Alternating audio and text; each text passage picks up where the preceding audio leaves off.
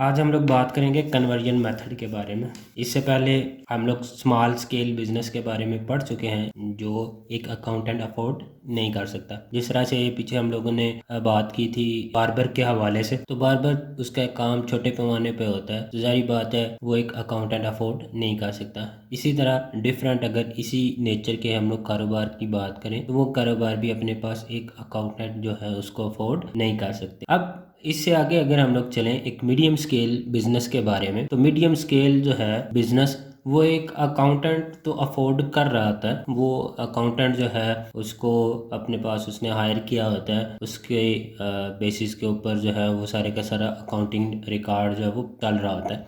लेकिन अब हम लोग अगर बात करें एक प्रॉपर अकाउंटिंग डिपार्टमेंट के हवाले से, तो एक प्रॉपर अकाउंटिंग डिपार्टमेंट बहरहाल मीडियम स्केल ऑर्गेनाइजेशन के पास भी मौजूद नहीं होता, जिसकी बेस पे वो डबल एंट्री सिस्टम की बेसिस के ऊपर अपना सारे का सारा जो फाइनेंशियल इंफॉर्मेशन है या फाइनेंशियल रिकॉर्ड है उसको मेंटेन कर सके। तो वो तो कुछ ना कुछ अपने पास जो है वो चीज़ें रिकॉर्ड कर रहा होता है। तो अगर हम लोग आगे चलें, जैसे आगे अगर हम लोग बात करें कि एक जो आपके पास मीडियम स्केल ऑर्गेनाइजेशन है, लेट्स से आप कह लें फैन कंपनी है, तो वो उसने अपना डेटा तो वो किसी ना किसी तरह से रिकॉर्ड तो कर रहे होते हैं। अब उस डेटा की बेस पे अगर हमें इनकम स्टेटमेंट या बैलेंस शीट चाहिए हो, या हम लोग ये कहें कि फाइनेंशियल स्टेटमेंट अगर हम लोग रिक्वायर्ड हो, तो उस डेटा की बेस के ऊपर हम लोग किस तरह से फाइनेंशियल इंफॉर्मेशन या फाइनेंशियल स्टेटमेंट जो है उसको हासिल कर सकते हैं। तो अब हम लोग बात करेंगे कन्वर्जन मेथड के बाद। अब जहाँ नाम से ही जाहिर है कि हम लोग जो हमारे पास जो गिनी चुनी इंफॉर्मेशन होती है, फाइनेंशियल इंफॉर्मेशन होती है, उसको हम लोग जो है वो डबल एंट्री सिस्टम के अंदर किस तरह से कन्वर्ट करते हैं। मतलब क्या कि सिंगल एंट्री जो है इस की बेसिस के ऊपर हमारे पास जो है वो डाटा अवेलेबल होता है, उसको हम लोग किस तरह से डबल एंट्री के अंदर कन्वर्ट करते हैं, उसको हम लोग नाम दे देते हैं कन्वर्जन मेथड का। तो आप हम लोग बात करेंगे नेसेसरी डॉक्यूमेंट्स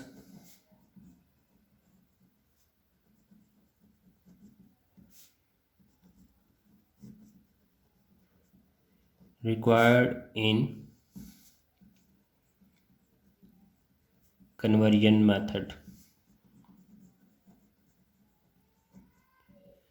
कन्वर्जन मेथड के अंदर हमें कौन कौन से डॉक्यूमेंट जो हैं वो रिक्वायर्ड होते हैं, जिनकी बेस के ऊपर हम लोग सिंगल एंट्री की जो इन्फॉर्मेशन होती है उसको डबल एंट्री के अंदर जो वो कन्वर्ट कर रहे होते हैं, जिसको हम लोगों ने नाम दिया कन्वर्जन मेथड का। अब इसमें फर्स्ट जो डॉक्यूमेंट नेसेसरी होता है उसको हम लोग नाम देते हैं कैश बुक का। अब कैश बुक चूँकि एक जो मीडियम स्केल बिजनेस है वो अपना जो है वो कैश बेसिस के ऊपर भी चल रहा होता है, और कुछ उसकी ट्रांजैक्शन जो है वो थ्रू बैंक भी हो रही होती है। तो यहाँ पे जब भी हम लोग कैश बुक की बात करेंगे तो कैश बुक के अंदर हमारे पास कैश कॉलम और बैंक कॉलम, जिसको हम लोगों ने ऑलरेडी पढ़ रखा है, डबल कॉलम कैश बुक कहते हैं, जिसमें हमारे पास कैश का डाटा भी और बैंक के थ्रू जो हमारी ट्रांजैक्शन हो रही होगी वो सारी चीज़ें भी हमारे पास आ जाएंगी। तो अब अगर हम लोग कैश बुक की बात करें तो कैश बुक के अंदर कौन कौन सी चीज़ें हम लोग रिकॉर्ड कर रहे होते हैं। तो कैश बुक की अगर हम लोग यहाँ पे बात करें तो कैश बुक के अंदर हमारे पास कौन कौन सी चीज़ें आ रही होती हैं। अब यहाँ पे ये आपके पास आ गई डेबिट साइड कैश बुक की लट से, ये आपके पास आ गई क्रेडिट साइड। अब यहाँ पे आपके पास कैश बुक का ओपनिंग बैलेंस गिवन होगा, क्रेडिट साइड पे आपके पास ऑल पेमेंट्स, डेबिट साइड पे आपके पास ऑल रिसीट्स। जितनी भी आपके पास रिसीट्स होंगी, चाहे वो कैपिटल नेचर की हैं चाहे वो रेवेन्यू नेचर की हैं, आपके पास डेबिट साइड पे आ जाएंगी। जितनी भी आपके पास पेमेंट्स होंगी, वो कैपिटल पेमेंट्स आप कर रहे हैं, कैपिटल एक्सपेंडिचर कर रहे हैं या रेवेन्यू एक्सपेंडिचर कर रहे हैं, वो सारी की सारी चीज़ें आपके पास क्रेडिट में पेमेंट। उसके बाद एट द एंड आपके पास यहाँ पे कुछ क्लोजिंग बैलेंस बच जाएगा। तो ये सारी की सारी हमारे पास जो है वो कैश बुक के अंदर इंफॉर्मेशन गिवन होती है। तो अब यहाँ पे अगर देखें यहाँ से हमें कौन कौन सा डाटा मिल जाएगा, तो यहाँ पे पेमेंट्स आपके पास रेवेन्यू नेचर की पेमेंट्स भी आ जाएंगी, कैपिटल नेचर की पेमेंट्स भी आपके पास यहाँ पे आ जाएंगी। उसके बाद रिसीट्स की बात करें अगर हम लोग, तो यहाँ पे हमारे पास कैपिटल नेचर की रिसीट्स भी आ जाएंगी और रेवेन्यू नेचर की रिसीट्स भी आ जाएंगी। तो यहाँ पे दो किस्म की इंफॉर्मेशन हमें कैश बुक के थ्रू जो है वो मिल जाएगी। सेकंड पे जो डॉक्यूमेंट होता है वो आपके पास है डेटर्स। ये सारे का सारा रिकॉर्ड भी जो है वो मेंटेन किया जा रहा होता है एक मीडियम स्केल ऑर्गेनाइजेशन की तरफ से। अब डेटर्स क्या होते हैं ये ऑलरेडी हम लोग पढ़ चुके हैं, फर्दर जो है वो इसके ऊपर हम लोग इन डिटेल डिस्कस नहीं करेंगे डेटर्स क्या होते हैं। अब यहाँ पे डेटर्स अकाउंट की अगर हम लोग बात करें तो डेटर्स अकाउंट की बेस के ऊपर हमें कौन कौन सी इन्फॉर्मेशन जो है वो अवेलेबल होती है।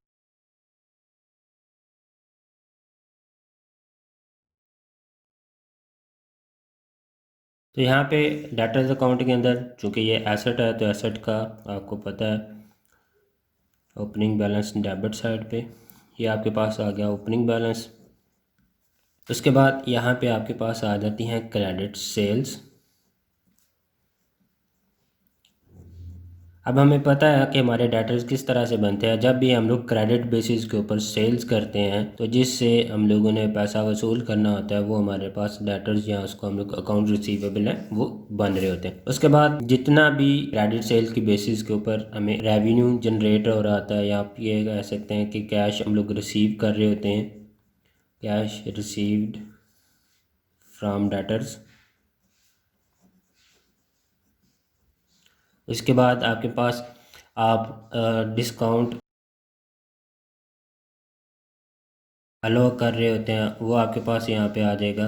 उसके बाद आपके बैड डेट्स जितने भी हो रहे हैं आपको पता है बैड डेट्स क्या होते हैं वो भी यहाँ पे आ जाएगा। उसके बाद जितनी भी आपके पास सेल्स रिटर्न होंगी वो भी आपके पास सारे का सारा इसी में आ जाएगा।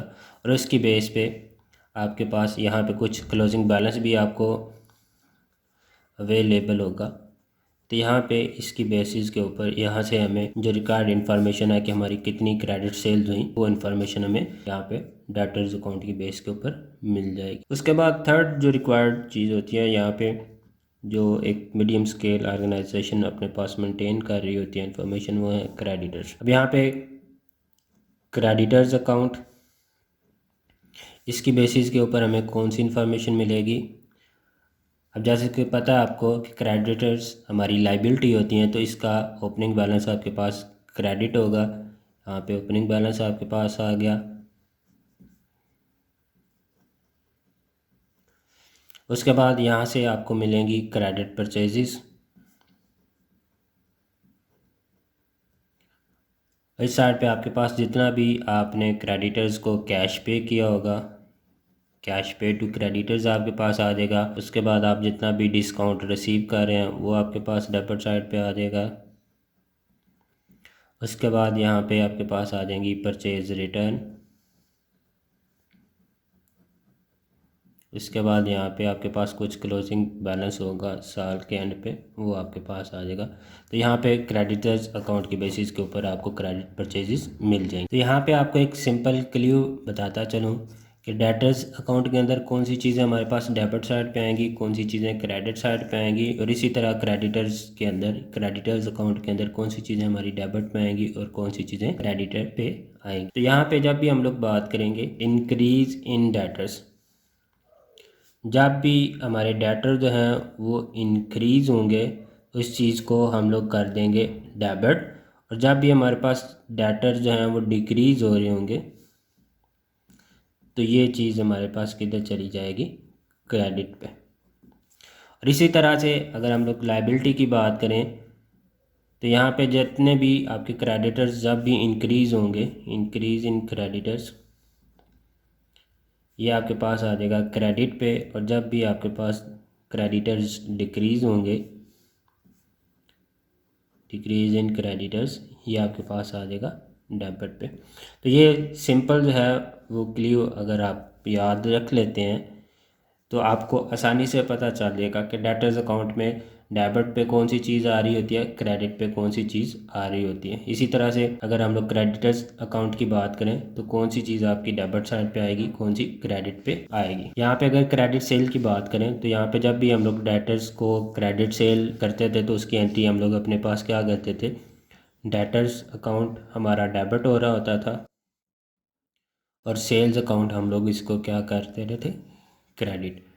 तो यहाँ पे आपके पास डेटर्स आपके इंक्रीज़ हो रहे हैं, तो डेटर आपके किस साइड पे आ गए, डेबिट पे। इसी तरह अगर हम लोग क्रेडिट परचेजेस की बात करें तो जब भी हम लोग क्रेडिट परचेजेस करते थे तो परचेज अकाउंट हमारा डेबिट और क्रेडिटर अकाउंट को हम लोग अपने पास जब क्रेडिट कर रहे होते हैं। तो इसकी बेस पे अगर देखें तो यहाँ पे हमारे पास हमारे जो क्रेडिटर्स हैं वो इंक्रीज़ हो रहे हैं, तो जब भी क्रेडिटर इंक्रीज़ होंगे वो आपके पास क्रेडिट पे आ जाएंगे। इसके बाद हमारे पास चौथी चीज़ आ जाती है statement of affairs.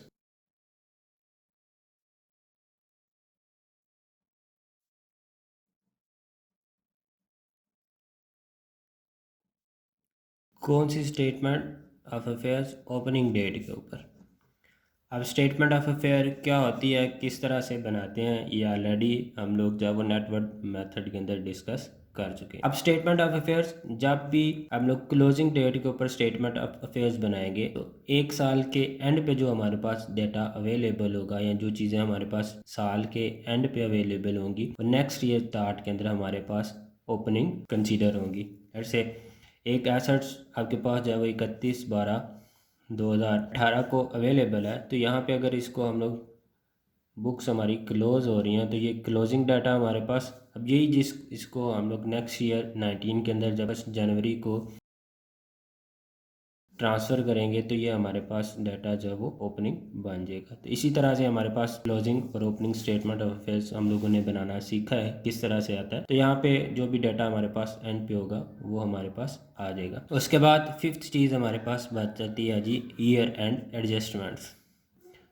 Year end adjustments साल के एंड पे कुछ ना कुछ हमारे पास जो है वो अवेलेबल होगा जो हम लोगों ने अभी तक अपने पास रिकॉर्ड नहीं किया होगा। तो ये एडजस्टमेंट हम लोग करेंगे तो उसके बाद हमारी कुछ चीज़ें हमें आइडिया होगा वो हमारे पास अवेलेबल होंगी। तो ये 5 चीज़ें हमारे पास अवेलेबल होंगी, तो इनकी बेस पे हम लोग जो है वो अपने पास इनकम स्टेटमेंट बैलेंस शीट बना सकते हैं, या हम लोग ये कह सकते हैं कि किस तरह से इन 5 चीज़ों की बेसिस के ऊपर हम लोग डबल एंट्री सिस्टम के तहत अपना फाइनेंशियल स्टेटमेंट्स बना सकते हैं।